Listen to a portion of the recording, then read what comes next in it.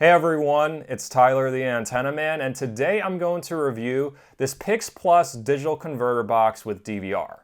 It's similar to several units I've reviewed in the past, but has 64 gigabytes of onboard storage and what appears to be an upgrade user interface.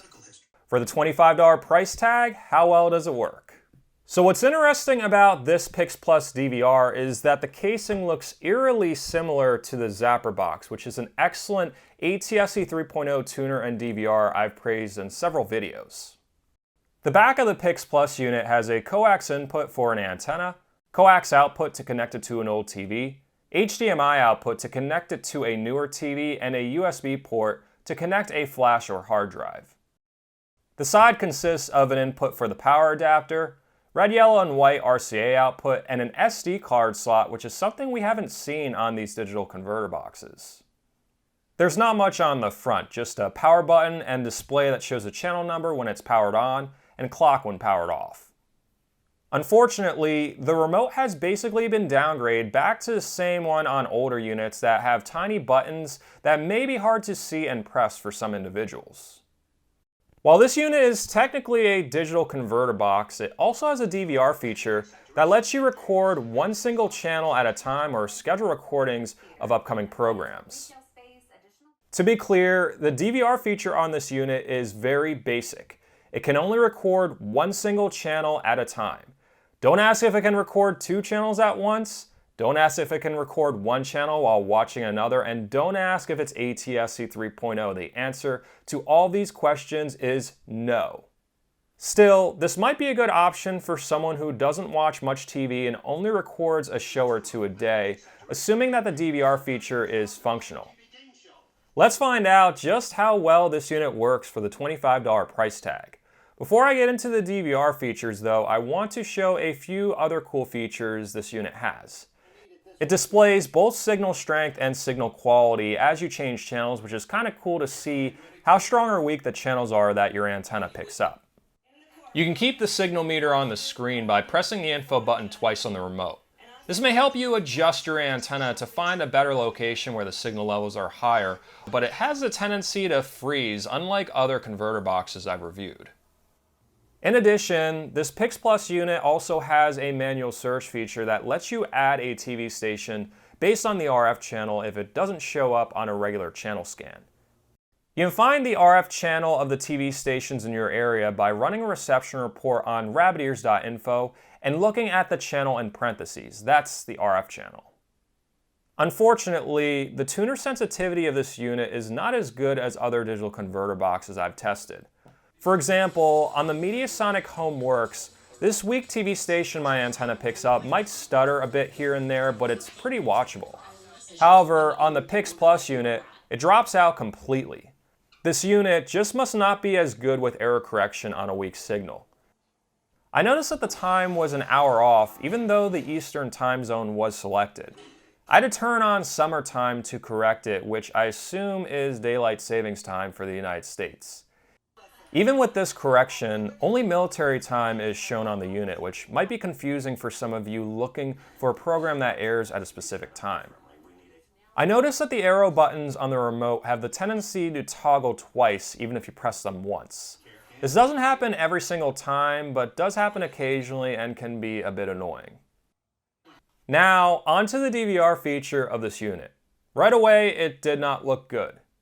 When I inserted an SD card, I was told that there wasn't enough storage to record, despite the fact there was over 50 gigabytes of free space on the card. There wasn't an option to format the SD card, so I decided to use a USB hard drive instead. The channel guide on the PixPlus is a lot better than the other digital converter boxes I've tested in the past. You can easily navigate through different channels and see what you're watching in the corner, like most DVRs. Pressing the OK button on the remote provides a description of the program that's airing on the channel. Since the channel guide comes from the off-air signal, you only get about 12 hours of guide data. Scheduling recordings is a bit convoluted. Like usual, you select the program that you want to record, but have to press the green button on the remote, which is a bit weird. The red or OK button would have made more sense. You're given a few options, including whether to record the channel just once, record it at the same time daily or weekly, and modify the start and end time, but you also need to change the mode from view to record. This is an extremely unnecessary step. It's very easy for someone to forget to do this, which could result in a program not being recorded. I scheduled several programs to be recorded on different channels throughout the week I tested the unit, but every time, most programs were not recorded. To rule out any issue with the external hard drive that I was using, I switched back to the internal 64GB storage, but most programs still were not recorded. Simply put, you can't rely on this unit to record anything that airs at a later time. On the bright side, you can still at least record as you watch live TV like a VCR without a timer. You can also time shift, but have to press the pause button first to enable it. Playback of recordings can be accessed in the Recording Manager section of the Media Center menu. They are sorted by date. The channel and time is shown, but not the program, so it's hard to find out what exactly you recorded. Playback of recordings seem fine with no issues. When time shifting, you get a preview of what you're passing through, which is great to skip past commercials. I originally had high hopes for this unit when I purchased it, considering the upgrade design and software, but was quickly disappointed. Then again, this is a prime example of you get what you pay for, considering the $25 price. The DVR feature is barely functional, to the point I wouldn't even consider this a DVR since you can't rely on it to record upcoming programs. It's more like a PVR in the way you can only reliably record a channel that you're watching live. Beyond that, I really only see it being useful for the signal meter and channel guide, which might be a small improvement if you have an older TV that only shows channel numbers. For those of you looking for a more functional DVR to watch and record multiple channels at once, consider the Tablo or Zapperbox. My video reviews of both units are linked in the description.